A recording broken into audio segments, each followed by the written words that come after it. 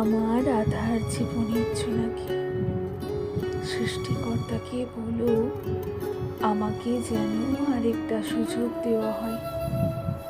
এই পৃথিবীতে আবার যেন পাঠানো হয়। পৃথিবীর বুকে তো জায়গা সম্পত্তির অভাব নেই, আরেকটা জীবন কি পেতে পারি না?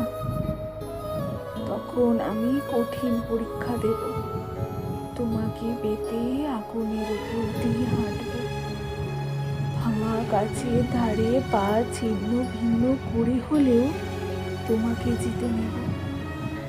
থাকবে না কোনো অন্ধকার জগতের হাত ছাড়া, তৈরি হবে তোমার আমার প্রেমের উপাখ্যান।